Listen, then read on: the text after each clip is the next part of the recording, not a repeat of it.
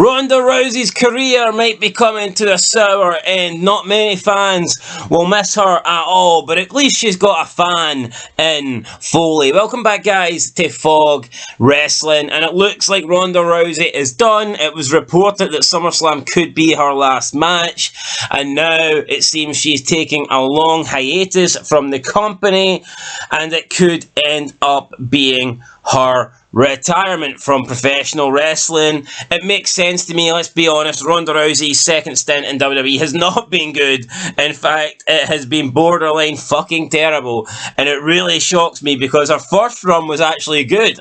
How she went from her initial run to her second run makes zero sense. Normally you would get better with more experience, with being in the company and professional wrestling longer, but for some reason Ronda Rousey got worse. Plus, she is a family woman. She's got a kid. I believe she wants more. She's got a lot of money. She's got loads of deals. She's Ronda Rousey. She doesn't need to wrestle in WWE. She doesn't need the WWE to make money. Therefore, it just doesn't really make any sense that she would stick in the company, especially when you can see that she doesn't really want to be there and she's just not enjoying her time. So it makes zero sense for her to stay, and that's why I don't think she will. And even though a lot of fans have turned on Ronda Rousey, one person who has not turned on Ronda Rousey, one person that has been loyal and respects Ronda Rousey, is Mick Foley, although she better hope he doesn't find out that she is a conservative, or he will drop her quicker than the Benoit name in 2007. But Mick Foley's been full of praise for Ronda Rousey, and Mick has credited Ronda Rousey for the women headlining WrestleMania 35, and he has said that without Ronda Rousey, it is highly unlikely that the women would have got that WrestleMania 35 headliner. And you know what? I actually completely agree with Mick Foley, and that's not something you say every day of the week, because Mick Foley has completely lost it now. The guy is deranged.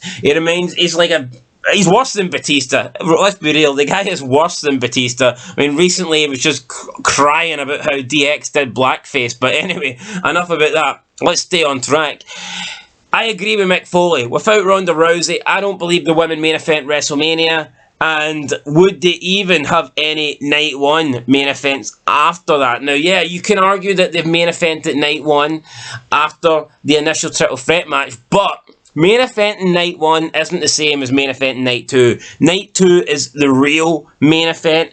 Main event Night 1 is just like the penultimate match. You know, it's not the same thing. It's like the secondary main event. But would any of that happen without Ronda Rousey? I don't believe so. I think Ronda Rousey was that big name that was necessary, that bit of star power that would push the women into the main event. Plus, when you look at the WrestleMania card that year, it wasn't exactly the greatest card. There was no real WrestleMania match that made sense to go in the main event. So I do think the women were fortunate that it was a bit of a lackluster WrestleMania. It didn't have that one big star-studded match. And then, of course, Ronda Rousey came into the women's division, and it just made sense for that to finally be the main event. Now, I think the main event was all wrong.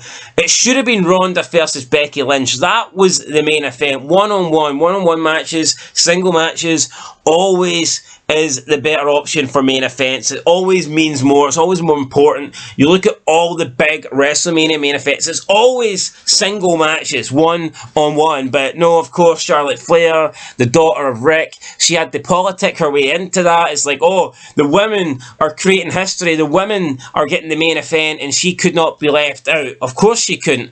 Her and her big fucking plastic nose had to make sure she was in that match. And I'm sure that match would have been a hell of a lot better if it was just Ronda Rousey and Becky Lynch. But no, Charlotte forced her way into that match, politicked her way into that match, and the triple threat match, it didn't really deliver. It should have been Becky versus Ronda, because Ronda obviously was the big star, the big name for UFC coming in, and Becky Lynch at the time was being pushed as the top woman in the company. And you can maybe argue at that point she was being pushed as the top person in the company, really, at that period of time when she was getting seriously over. So yeah, it should have been Becky versus Ronda Rousey. It didn't happen, and then after that, Ronda Rousey kind of left. She came back for her second run, and she just seemed to fall out of love for the business. She didn't really seem to care. Her first run was good. Her first run was great. Her first run had no right to be as good as it was, from the debut WrestleMania match, the mixed tag, all the way through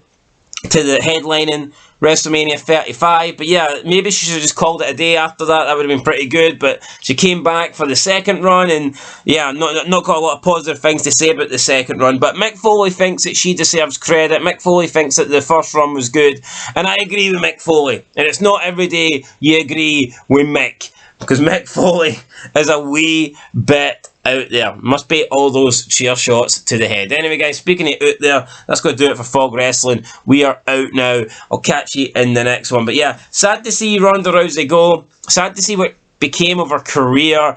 Should have been a hell of a lot better. I don't quite understand where it went wrong, but it did go wrong, and it badly went wrong in her second stint. Anyway, guys, that's it. Catch you in the next one. Till then, peace.